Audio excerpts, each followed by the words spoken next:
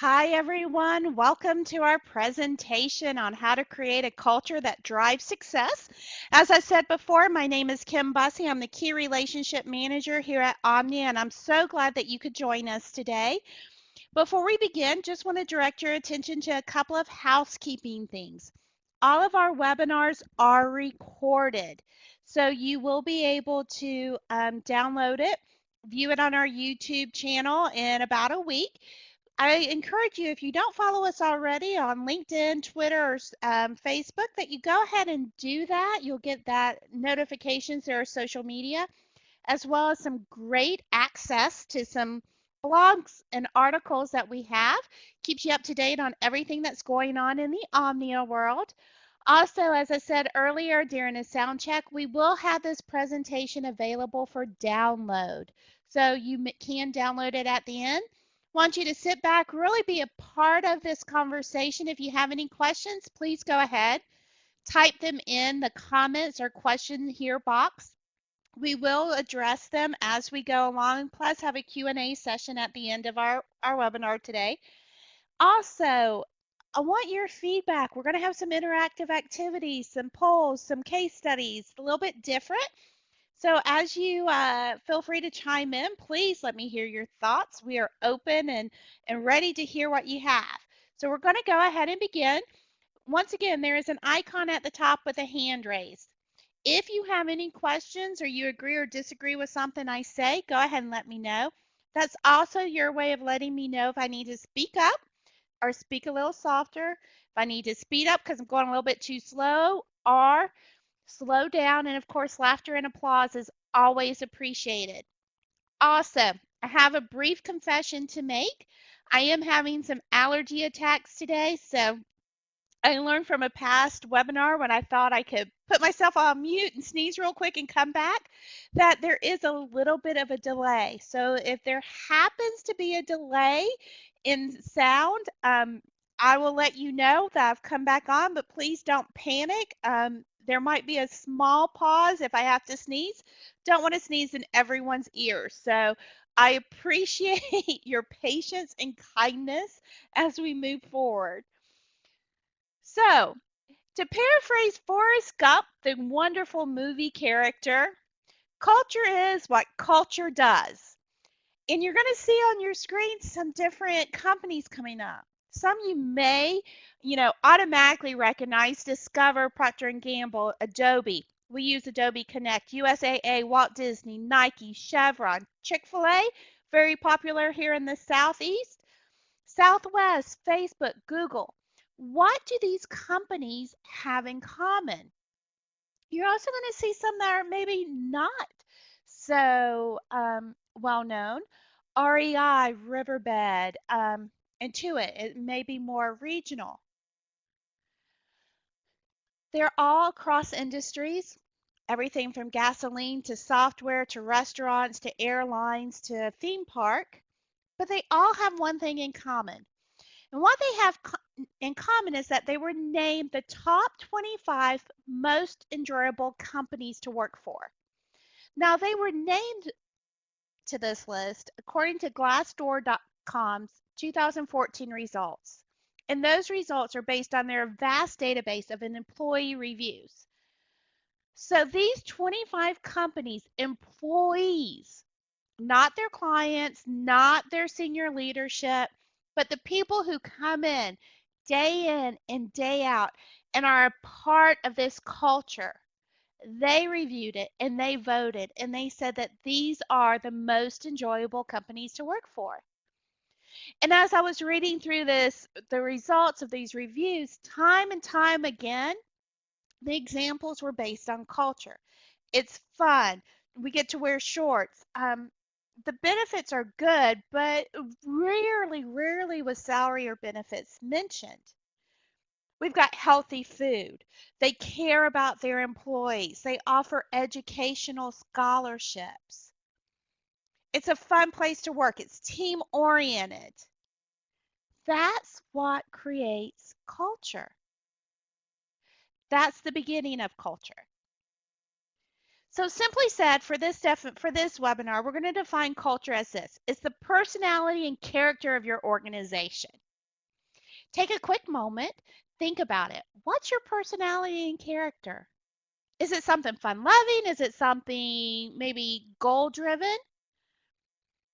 Not necessarily a bad thing, but understand what your culture is. And as you're thinking about this, have a couple of questions. Remember I said it was interactive, so this is your chance to be a part of it. First question I want you to answer is true or false. Companies that lack a high performance culture are doomed to mediocrity. And then, how many companies succeed in building a high performance culture? See those answers coming in? So we've got about a 76. Oh, wait. Okay. So anywhere between 75 and 79, 80% true for that companies that lack a high performance culture. Absolutely. According to a Bain & Company survey of 365 companies in Europe, Asia, and North America, 81% of those companies surveyed believe that if you lack a high performance culture, you're never going to reach top success. You're doomed to be mediocre, right there in the middle. Many of them believed that they had a high performance culture. But during the course of the survey and the course of talking to employees, what they found out is that how many companies succeed in building that high performance culture? It's actually less than 10%. They're successful. When I read that, I was absolutely staggered to hear that number. Because we all like to believe that we're really great at what we do. But the problem is that at times what we think we're doing and what our employees believe that we're doing is very, very different. And so the employees, there's that disconnect between ownership, between leadership. So what we're going to talk about today is finding out what your culture is, and we're going to give you some tips and some tools on how to do that, and the importance of that culture. One, a great culture, a high performance culture, attracts talent. It drives that engagement and retention. When employees are there and they're happy, they want to stay. They stay engaged. They retain. They want to be there. They're not looking for just a job, they're looking for a career. And if you're wondering how important employee engagement truly is, well, then I recommend that you go ahead and sign up for September's webinar. We've got some staggering statistics and some numbers that will really drive into what a highly engaged employee can produce. Great culture impacts employee satisfaction. And when your employees are happy, your clients are happy. And it drives financial success. When culture aligns, everyone works together to reach that strategic goal. When they're reaching that strategic goal, what's going to happen is that they're going to all work together, regardless of what department it is, whether it's generating sales, whether it's support, and then they're going to move forward to that.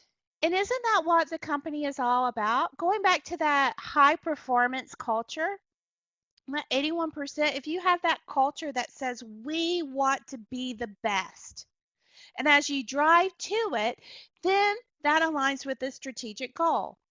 But if the strategic goal is all about numbers and your culture is all about fun without the goal in sight, then you may have a disconnect. Or if you're chaining people to a desk and kind of saying, this is it, you've got to work for it, and I don't really care about having fun, I don't care about consistency, we've just got to reach that goal, and you either get that goal or you get out, then that culture is a stressful culture. You're going to have continuous turnover. People aren't going to want to work for that culture. And so now you're driving away talent, and it's going to be hard to replace them with that caliber of talent that you want.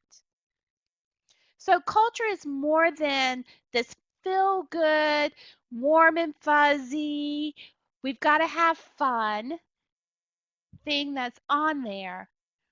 but it's an integral part of your company's success. So, what's your culture? As I said, most people think it's warm and fuzzy. You've got to have these connection corners where people can talk, and maybe it's expensive. Like we want to have dress down days where it's jeans on Friday, and we have free food in the cafeteria, coffee, and Starbucks coming in and offer all of these programs. Not necessarily. Think of what your culture is. You have to define it. So, I want to talk about Apple's culture. And Apple was one of those top 25 companies, right? So, in the comments below, just type a couple of little things that you know about Apple's culture. Steve Jobs did an amazing job, even though he was fired at the beginning. He came back to the company. Branding, absolutely. They had great branding. They know who they are. Sophia, high pressure, innovative. Creativity is encouraged. They were flexible. Risk was okay. And we see some of these. I love that, Terry. It was high pressure, but it balanced that high pressure with flexibility and creativity. They embraced that different out of the box thinking. Their offices were designed for collaboration. It was a fun environment. When Steve Jobs originally created Apple, a few years later, he was fired from his own company because he was so difficult to work with. That culture that he created was that high pressure, innovative, do or die. I'm going to tell you if you're an absolute jerk. Some people have said that Steve Jobs could be a bully. He had his inner clique. When he came back on board, when he was brought back to Apple, he learned for him, for the culture, is to give away those things that he didn't want to focus on. He wanted to focus on the innovative type. He wanted to say, this is what we are working on, and we are going to do the best possible. And yes, at times it meant that millions of dollars in product development was thrown away because it didn't meet his standards. But time and time again, his employees have also said, yes, you didn't want to come across his radar if you weren't doing the right thing. But that he created a culture to push you to the next level. It's ironic that branding came up time and time again when we talked about Apple because Tony Hsiu of Zappos summed up culture in one easy sentence. Your brand is your culture. So to start creating that culture, the first thing that you have to do is one, define it, and two, don't try to be something that you're not. If you can't tell a joke, please don't try to be the funny person. That could be a little painful. If you're the cut up, recognize when it's time to be that fun-loving person, but maybe you're not going to be the person that stands in front of the serious client who hasn't cracked a smile in 50 years. But when you create your culture, when you embrace it, when you truly decide what your brand is, then your employees will jump on board or jump off the ship, and you'll bring in new employees that do fit that culture. And once your employees and your people embrace that culture, your customers will. It all starts with your employees. So culture is created from the top. It's embedded into your employees, and then it goes out to your customers. Culture cannot be a set of words on a piece of paper, because if that's what it is, you can forget about it. But as you're trying to think about what your culture is my company culture truly ingrained in people? You want to ask yourself a few questions. One, what's the focus? Is our culture focused on policies and procedures, or is it focused on the people who come in to help us reach our strategic plan? Does it change from day to day? Can leadership explain the culture quickly and concisely? Going back to Tony Hsiu, His statement, 5 words. Your brand is your culture. Can leadership explain the company culture that quickly and concisely? And then are people excited about joining your company because of the culture? And last but definitely not least, what do we need to start, stop, or continue?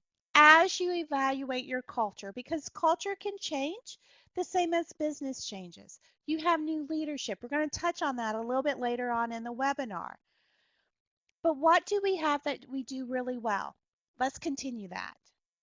As we talk, as you pick up on ideas, oh, we need to start doing this. Maybe at the start is we need to define what our culture is. And then what do we need to stop doing? Because if you don't stop doing it, then how do you know where to go? So let's talk about that step one. Step one is to really just ask your people. So first, ask what type of culture motivates you. And this is for you. This is not a hypothetical question. So please start typing. Tell me what type of culture motivates you. As you're doing that, tell me, ask yourself, can every employee in my company describe our culture to a new employee?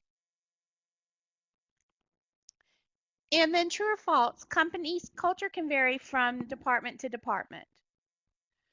So I see, and for what type of culture motivates me? Teamwork, fun, positive and constructive feedback, high trust, people-oriented, teamwork, passion, accepting, people come first. Love that because honestly, people want to know that they're important, that they're contributing to the company, that they're not just a number. Hey, I'm a big believer that everyone can be replaced. And that sometimes you have to move people from one seat to another seat. But at the same time, you want to know that you value their contributions, that you understand them, that you want them to be a part of your company. I love that flexible and fun environment where I can make a difference. Actions that surpass words, culture in which people walk the talk. And we're going to talk about that. As you see these coming on, a lot of them are behaviors. They're free. Culture does not have to be expensive. Transparency, a safe environment to learn and look. Yes, sometimes we want those flexible dress codes. We want that company events and training.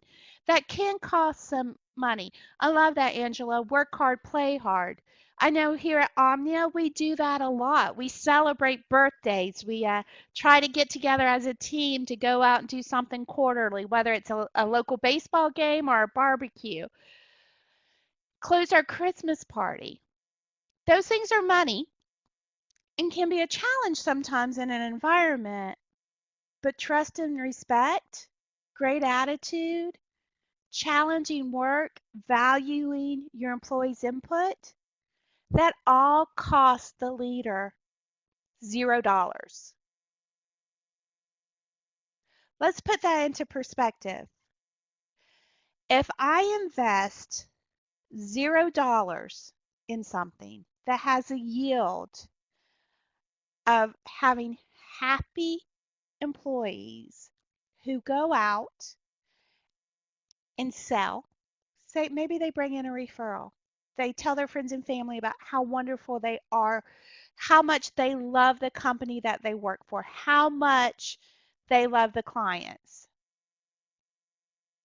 And they bring in new business. You could double, triple, quadruple your investment. Because if someone brings in $100 sale and I've invested nothing, guess what? I have a $100 profit in that. Woo-hoo!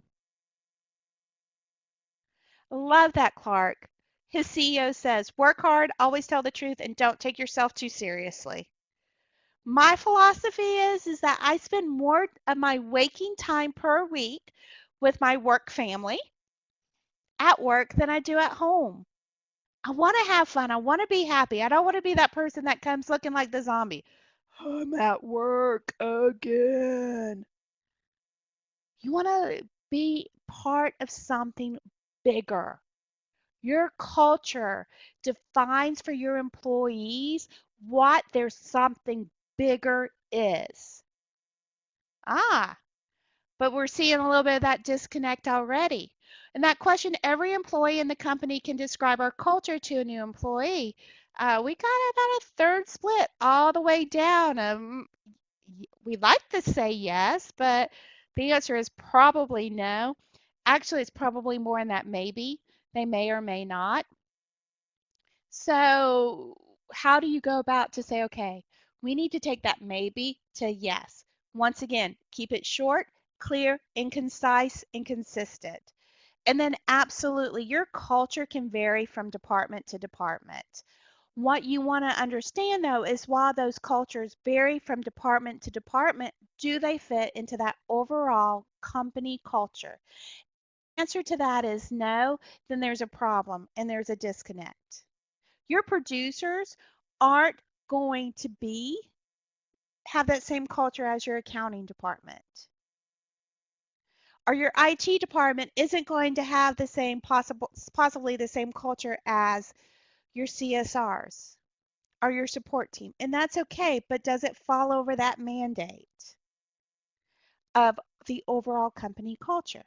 And if you don't know, and if you're thinking that it's maybe, then the first thing you need to do is ask. Ask yourself. Ask your employees. Employee surveys are great. They can be anonymous. They can be overall or departmentalized. That'll give you an idea of, do they know what the true culture is? Or is it something that this department's culture or this location's culture is very different than what we want to convey with the company? And we're going to talk about a couple of different companies, Southwest and Walt Disney, as we talk about their multi-location companies. But how do they have that consistent culture? Also, you can ask your employees through town hall meetings. Have an open forum. Now be prepared for the unknown or silence. If you're having those town hall meetings, what may happen is that you'll either A, have that person who just wants to talk and maybe raise some issues, or B, you'll have that dreaded, I just ask a question and I can hear the crickets. If you're having those town hall meetings where it's an open forum, it's departments gathered together, maybe it's the entire team together, have some of those questions prepared in advance. So one of the questions that I've heard has been floating around is, why do we have these conversation corners, and address it? Maybe you have one or two people that you can go to that will start those conversations. Or if you're a smaller company and you don't want to pull everybody together for town halls, coffee conversations are great. They're one to one. They're exactly what they're talking about. You hang out by the coffee machine, or you take someone off site to go grab Starbucks or lunch and just say, I want to get to know you. Want to ask some questions. Make sure that it's not an interrogation where you're rapid firing. Make sure that you do it with multiple people. Read a great book recently that talks about coffee conversations, of just being at the right time, at the right place with your employees who are on the front lines, learning about their culture, as well as learning about who they are. You would be surprised at what people say to you one on one, especially once they have that culture, that comfort level of talking with you. And I love this. One of our participants said they implemented a culture club to get feedback from employees on what's important to them. Once you have that, once you understand what your employees feel about your culture, where they're right on target with what your culture is or what is different, then you can start doing a couple of things. One, you can listen. You need to review those surveys. You need to offer feedback. You need to communicate those results in a positive manner and next steps. Not, well, 80% of you said that we're not fun. Okay, that's demoralizing. It kind of cuts that open, honest feedback that you're looking for. Maybe you say something like, so 80% of you are looking for ways for us to bring in a little bit more energy into the group. So what we're going to do is we're creating and then start talking about those next steps and then implement action plans. Nothing's worse is when someone gives you that feedback and you talk to people and they give you that information, that culture club where they give feedback, they're already taking a little bit of a risk and then nothing. People want to know that it's heard and it's not just going into the trash can or it's just not a little bit down. And the culture is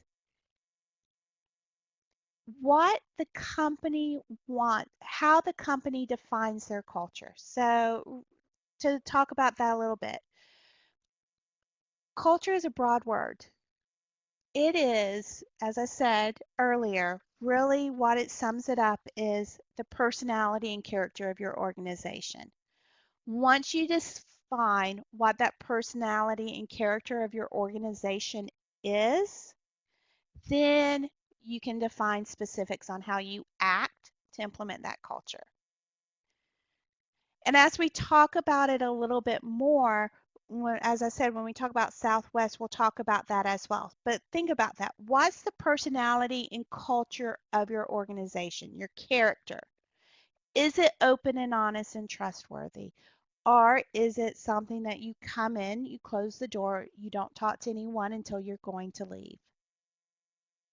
So it's important to find out what your employees, so senior leadership defines culture.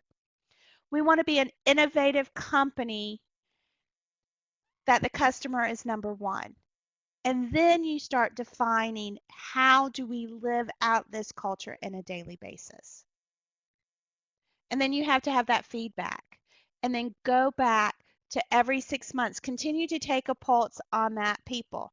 And Terry, I love that. It's based on the shared values and beliefs of individuals and the organization.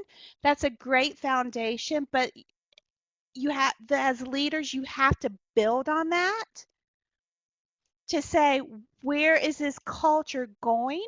What are our shared values and beliefs? How is that going to drive us to our strategic goal? Because as you can see in these comments, there's some conversation around that. And it's great because, well, this is what happens. Most companies create culture without clear definition direction. And when there's no clear direction, it gets lost in policies and procedures, or it gets lost in shared values and beliefs of the individuals in one department. So you have to start with that foundation of that clear vision. You've got to have core values. You've got to communicate. Communication is key. And then perception. As a leader, I can say our Omnia culture is the customer is always number one. But if I don't empower my people, my client advisors that work for me, to put the customer number one, then it's just words that say I'm saying, and I don't empower them. I don't give them the tools, the resources to walk the talk. So let's start with clear vision. So when you're starting with clear vision, you want to think about a few things. You want to think about where you want to go. How do you want to get there? Who is going to help you get there? What are the non-negotiables? No matter what, this isn't going to change. Culture isn't built on what you stand against, but what you want to stand for. I'm going to say that again.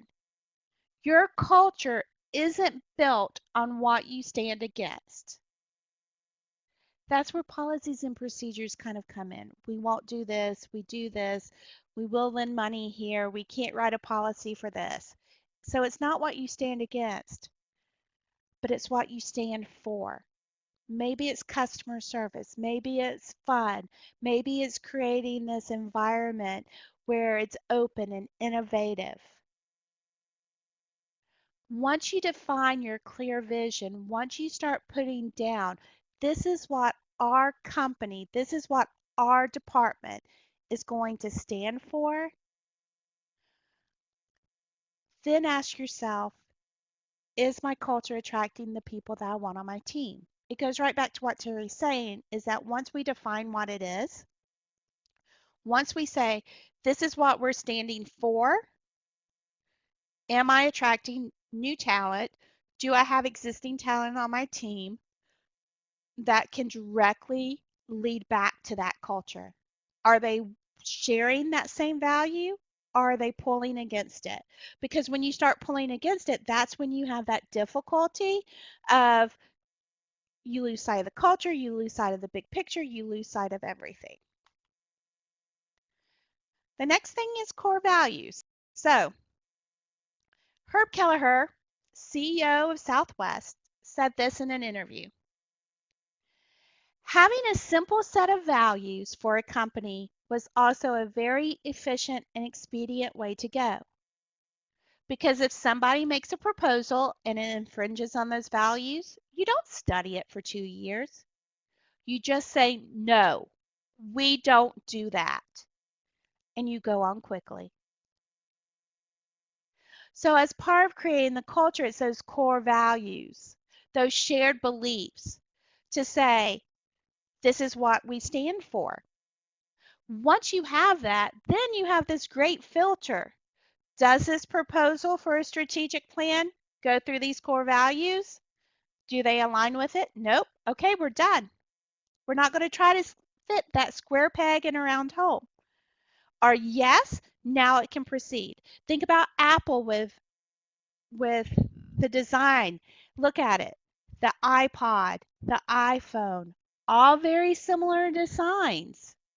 The Mac, very similar designs. So, by show of hands, how many of you have heard of the Southwest Airlines? Okay, so I see hands going up all over the place. Good. That means that the majority of you have heard of them. That means that I expect you to participate in this next thing. So Southwest, very successful airline in a time that the industry was declining. So share some of the Southwest stories that you've heard in that top box. Just let me know a little bit. We've all heard a Southwest story. I love flying Southwest. It is my absolute favorite airline. Go ahead and type those in. And then also, what do you think some of Southwest's core values are? Yes, that's one reason they don't charge extra for luggage. It's work made fun. Employee photos hang in their corporate hallway. Servant leadership, they're good to their employees. Bags travel free, good value for the price. Love that. Happy hour for employees. Woohoo! Bags travel free, good value for the price. Love that. Happy hour for employees. Woohoo! Customer service, client focus. They encourage their passengers to have fun at the terminal and on the plane. Dan, that's very good. They don't crash their airplanes. That's definitely what's needed to be success. There's not assigned seating, first come, first serve. If you want to get there early, they have a small fee so you can sign in. Attendant singing, they make it fun, not a burden to fly. Absolutely. Captain spice up the announcements. Most of the time, if you're like me, I do a lot of flying as I'm traveling. If it's boring to me, how hard is it for the attendants who are going, okay, the exits are to the side and two to the back. The lavatories are connected here. You know, this is how you put on a seat belt. They allow their employees to rap, to sing, to have fun. Love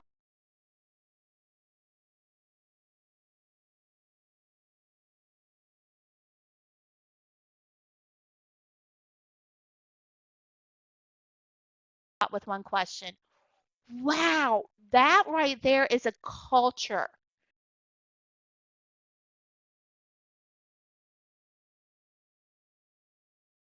He didn't study it for 2 years. Let's just go for it. The employees have that ownership. They play games. There's humor. They travel available to all. Great Southwest stories. One of my favorite pictures is that, you know, when he first took over Southwest and someone opened a baggage carrier at the top and he's up in there, you know, laying out, going surprise. That would have scared me to death, but it was fun. It was unexpected. So some of the core values that you think are customer service, friendliness, first, fun, goofy, silly behavior, free bags, people oriented, employees first, great profitable operations, be the best airline, fun for employees and customers, values. Here's what their core values are. Live the Southwest way. You have a warrior spirit, servant's heart, a fun-loving attitude, and you work the Southwest way. Those core values, clear, concise, to the point. They're posted on their website for anyone to look at. Now, within each one of those, it has some different categories, so it breaks it down a little bit more. So under warrior spirit, it talks about working hard, desire to be the best, be courageous, display urgency, innovate, persevere. Once again, very short, clear, concise behaviors, but it embodies the spirit of what they want their employees to have, to lead the charge. And then that servant's heart, follow the golden rule, adhere to the principles, treat others with respect. Isn't that what every culture wants? We want our employees to treat each other with respect. And you know what? When our employees treat each other with respect, regardless of whether it's peer to peer or supervisor to direct report or vice versa, when there's respect there, then that's conveyed to our clients and to our customers. Put others first. Be egalitarian. Demonstrate proactive customer service. Embrace the Southwest family. On their website, they have videos.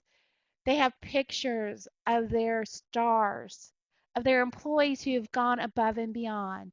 And then fun-loving attitude. They have fun. I love this. Don't take yourself too seriously. Maintain perspective. Celebrate those successes. Enjoy your work. Be a passionate team player. Don't phone it in. Be there. Be there with all of your heart. Be there with all of your warrior spirit. Be passionate. And then work the Southwest way. You would think for an airline, safety and reliability would be number one. That would be the top core value, right? Because we definitely don't want their planes to crash. But it's not. It's towards the end. I mean, it's the last of the 4 core values, but it's what people remember. Safety and reliability, friendly customer service, low cost. They recognize their stars, as I said. Their culture has defined them in an industry losing money. They don't try to be someone that they're not, but they said, this is who we are. This is our brand. This is our culture. They have core values. The other one that we're going to talk about is Walt Disney. So how many of you have heard of either Disney World, Disney Pictures? We're going to focus a little bit more on the Disney theme parks a little bit. So I see hands going up. Good. So we're all good there. So with Walt Disney, their tagline, right, is the happiest place on earth. Tell me some examples that you see Disney does to fulfill the fantasy of the happiest place on earth. I know we're based in Tampa, so we're really close to Disney World, but there's always something magical about walking in. It could be that your wallet's a little bit lighter, but there is something magical. I like that everyone gets to feel like a kid. They celebrate your birthday and make you feel special. They create the ultimate customer experience. Love that, Willow, and have a great example. Coworker of mine, actually, they got engaged at Disney and been married almost a year now and expecting their first child. And her husband, they went to Disney World, and her husband was able to create this experience through the help of Disney World for a gender reveal. So they actually found out if they were having a boy or a girl by Mickey and Minnie Mouse holding up this cute little pink set of Mouseketeer ears. That is the happiest place on earth. They do children's events year-round to help charities. It's beautiful. Pixie does love that. They do cute little things to your room while you're in the park. They care. Everyone greets their guests. Everything they do is related to the brand. Absolutely. They give internships and programs. There's atmospheres. The name tags of employees promote common ground. They have where they're from. Um, they turn a bad experience into a very positive personal experience. Absolutely, Clark. One of the things that they are automatically taught is if someone locks their keys in their car, which happens more often than not because everyone's so excited. You've got children, come on, mommy, daddy, come on, let's go, Disney, Mickey Mouse is waiting. And then, oh, the door shuts, the keys are in the car. Automatic prompt, they come out, they unlock the car, and then they're like, oh, thank you for giving me something to do today. They turn it around to make the dad look like the hero. When you call for services, they always say, have a magical day. It's something that makes your kids smile. All of these, I'm reading these coming in, and I've just got a big smile on my face. When you think of Disney World, you can't help but smile. And I love that, Kim. They make you feel anything is possible. Agree or disagree? Do you think that the show is the most important part of Disney World? So at the top of your icon, if you agree that the show is the most important part, go ahead and say agree. If you disagree that in Disney, their culture, that the show, that whole atmosphere is most important. So I see some people saying disagree. There's a couple of disagrees coming in. So Walt Disney, when he created this, he said, we're going to be the happiest place on earth. Disneyland was created in 1955, and all new cast members were introduced to this in orientation, which is their core values. Their customer service vision is we create happiness. And it doesn't matter whether you are sweeping up trash or parking cars or you are a character. That is your goal, to create happiness. However, Disney took it a step further. So remember when we talked about with culture, you have to have that clear definition of what your culture is. And then you have to have those core values. And then you have to put some standards in place that's communicated to everyone. And these standards are communicated. It started in 1955. It is still being communicated for every new cast member that comes on board. Here are your standards to reach that vision of creating happiness. Safety is first, then courtesy, then show, then efficiency. Safety's first, because nothing can run a magical time other than someone getting hurt. But what they've done by creating these standard operational practices is that they've empowered the cast members on how to create happiness. And they've given them this ownership to allow them to be able to come back through and say, this is what we're going to do. So if I'm on the edge of Fantasyland and Tomorrowland and I see someone, and I'm dressed as Fantasyland, and I see someone who is standing on a trash can in Tomorrowland, even though the costume shall not pass, I can walk over and help them down and say, oh, let me take that picture for you. Safety's first. When someone asks, what time does the 3 o'clock parade start? You can't look at them like they're crazy, because what they're really truly asking is, what times does the 3 o'clock parade pass here? And then you have the show. You have that show of, the princesses are the only characters that are able to talk. You don't wear the wrong, if you're in Fantasyland and you're leaving, you can't walk through Tomorrowland. You have to go through the underground exits because you don't want to run the image of different lands. And then efficiencies. Now, about 10 years ago, they tried to change efficiency and change some of these core values, and all of the employees spoke up and said, no, this is our culture. We don't want to change these. It tells me what I need to do. So if a manager comes by and sees me in the wrong land, I can just say, safety. free pass because they know that they're creating happiness by standardizing these core values. And then the third thing that you need for culture is communication. Remember how I said Disney, it's from day one, all cast members were introduced to to their goals, core values during orientation. Culture has to be communicated from day one, both in the way you walk and the way you talk. You want to share great cultural examples in new hire orientations. Think of Southwest where they say, this is how our employee, this is how Susie lived out our culture. It reinforces those behaviors. You want to look for teachable moments. If you see something that someone isn't doing that is going against your culture, is that constructive feedback, giving them those timely, teachable moments to say, hey, let's talk through this. This goes against our culture. We try to communicate strongly. We come together. This isn't our brand. Let me teach you how to do that.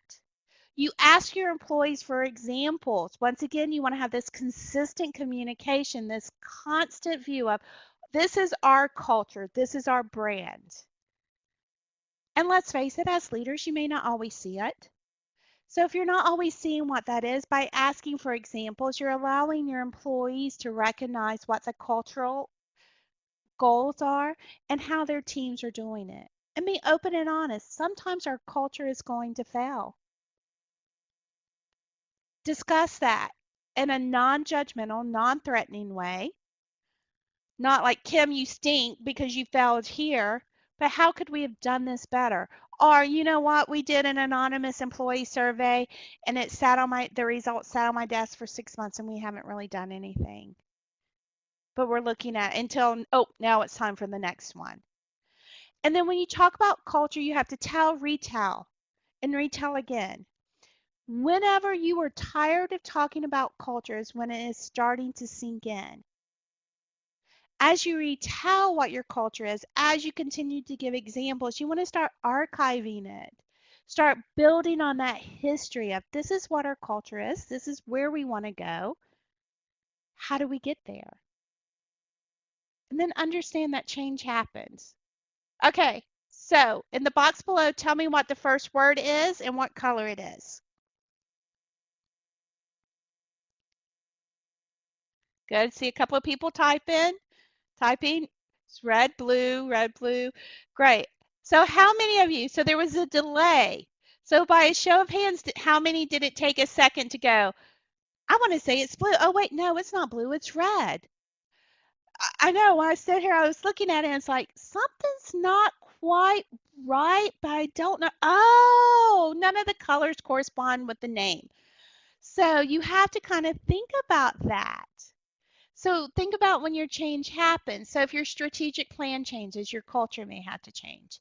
If you're leading from a very service driven to you want to have some cross sells, you're going to have to walk through, redefine that culture, rediscuss those core values. Leadership may change. New leaders, new vision. It happens all the time. But really taking it back to listening to what your employees say, their feedback, their surveys, and as a leader being open to what they have to say. Sometimes the vision just has to change. It is what it is. But do you have to change the entire culture immediately, or is it something that as a leader you can say, you know what? My communication style is I'm a problem solver. If you don't hear from me, you're doing a good job. But what you have to say is go, does this really matter to me? Is it going to hurt the company? Is it part of the culture? Is it going to take us away from it? Nope. Okay, then have fun.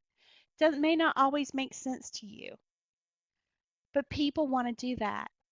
And then damaging to culture is when your words and actions don't align. It breaks that trust.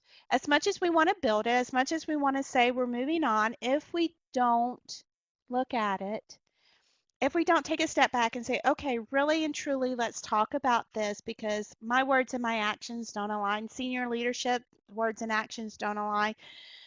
Now we have to start navigating that change. We have to start rebuilding that trust. And the first thing you can do is connect the dots. Take it back to, is our culture clearly defined? Do we live it day in and day out? You want to offer support for your team. Sometimes it's that humble servant leadership and servant heart of, you know what, I made a mistake, let's move forward with it. If it's new leadership, you want to avoid a them versus us mentality. We see that a lot with mergers and acquisitions where, you're trying to combine two teams, two different cultures, and now people are like, well, we're the team that's being bought, so we're the wicked stepchildren, and senior leadership is the team that bought us, and so they're automatically going to be predisposed to their own team. You've got to really guide them through what's our culture. Is it teamwork? Then we've got to stop this. You've got to welcome the challenges, and there's going to be some challenges. Some of those challenges may be verbal, some of them may be silent. Someone just may say, I don't want to do this, and therefore they just don't. Or they say yes, and then they don't do it. You've got to recognize those challenges. You've got to welcome them. And instead of running from them, you've got to look at how can we overcome it. Maybe it's identifying and empowering the culture ambassadors. Hey, as leaders, you're all busy. And there's 1,000 things pulling on your time. And maybe you aren't that relational. Like, I know everybody wants to have fun and I want to innovate, but that's really not me. I'm more on the financial side. That's okay. Find those ambassadors, those people that will embody it. It goes back to Steve Jobs. When he came back to Apple, he realized I need to focus on innovation, development, technology. And then he hired a great team of senior executive leadership that focused on everything else.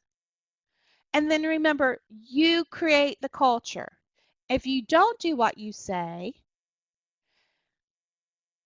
or you've made a mistake, or you say this is the culture, but then you don't recognize it, then you're not going to lead. If you lead a culture that says we recognize successes, and someone makes a great sale on your team and you don't even say great job, then you're not creating that culture. You're creating a culture of distrust. You're creating a culture of why should I bother? But is that really the culture that as a leader you want to create? Hopefully, the answer is no, that is not. So you want to make sure that you are embodying it. Doesn't mean that you won't ever make mistakes, but it happens. If you're navigating change, there's a great book, highly recommended. It's a great step-by-step discussion of culture. Very short read. It's John Gordon's book, Soup. I've read it, actually used it when coming in as a new leader because it talks a lot about how to slowly change culture without shocking everybody. And it goes back to really talking about defining it, what you want, and then what are the ingredients that go into your culture. Quick read, easy read, written more as a story. How do you know that your culture is healthy? One, you're going to see low turnover. You're going to see people coming to you, wanting to work for you. You're going to see your team taking ownership. They feel invested. Think about Southwest. They are invested in their company. One of you said that the flight attendants say, if I don't fly, I don't get paid.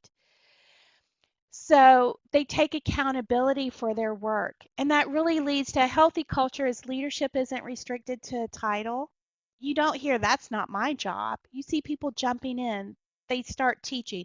They start holding everyone accountable because it's not a job. It's a passion. It's something that they want to be. They want to be successful. They want their team to be successful. And that when there is change that happens, it is welcome. It may not always be easy, but it's there. And for those of you who are seeing what book, it's Soup by John Gordon. Carrie has put the link in there. Like I said, he's one of my favorite artists or authors. If you attend any of our webinars, I mention him quite a bit. Love his books. They're quick, easy read. They give you some really practical advice as well. So I want to leave you with one final thought before we go into some Q&A, and this is by Douglas Canay. He is the businessman. He served as president and CEO of the Campbell Soup Company until about 2011. And his statement is, I strongly believe that you can't win in the marketplace unless you win first in the workplace. If you don't have a winning culture inside, it's hard to compete in the very tough world outside. So culture drives behaviors. Those behaviors drive habits, and habits create success. What behaviors is your culture driving? And what are the habits that you're seeing? So we're going to open it up for some Q&A. Go ahead and type in those questions now if you have any. Yes, love to see some fellow John Gordon fans as well. As you're typing in those questions, just want to let you know that if you're wondering about how to build that incredible company culture, and we've talked about surveys, we do offer a company culture survey. It is a new product of ours. It is completely anonymous. It allows you to survey your team twice a year with 100% anonymity so that you can get some of those true answers. So go ahead, type in any questions that you have. Want to direct your attention to some links. You can go ahead and view our recorded webinars or find out about our cognitive, as well as the handout for today. Now, the Omnia Culture Survey handout is coming with a disclosure. It's just a fun little spin on the real survey for you to use yourself. Please just use it to ask yourself and maybe some of your other leadership about really truly what is our culture. One of the questions I typically get asked about culture is, can it be changed? The answer is yes, it can be. It's a long road. Remember, it's a marathon, not a sprint. But don't make that change just for change's sake. I always say that ask yourself, who are my top naysayers for the culture? Those people who just are unhappy. Sit down with them. Have some open dialogue, some open conversation with them to really find out what they're looking for. And then once you found out what they're looking for, is it something feasible? Not everybody's ideas will filter into the core values of the company, but their voice should. So once again, thank you very much for attending. I'm going to give you a couple more seconds for any questions or comments. Please go ahead and type them in. If you have any questions at all, please feel free to contact me. My information is up top. We will be having the high cost of unhappy employees and what to do about it. It's going to expand a little bit more on that employee engagement and really what happens when that employee is disengaged. And I'll give you a hint. You have less active employees, happily engaged employees than you think. So once again, thank you so much for attending. Carrie said it'll be available on YouTube by Monday. Great question, Kathy. Of the best 25 companies, are there a few things that they all practice? Yes, what I saw for them is that they always put their employee first. They allowed that innovative, creative spirit. Some of it was done through wellness programs. Some of it was done through communication corners with the office layout. But they all encouraged and empowered their employees to be innovative and to offer feedback. And I think that ties directly right back into the communication piece of it. So thank you very much for attending. Hope we see you next time, September 10th at 12:30, and we look forward to talking with you then. As always, I am Kim Bussey, and we have Carrie with us. Great culture equals employee retention. Great final comments. Thank you once again, and have a wonderful, wonderful day. Thank you.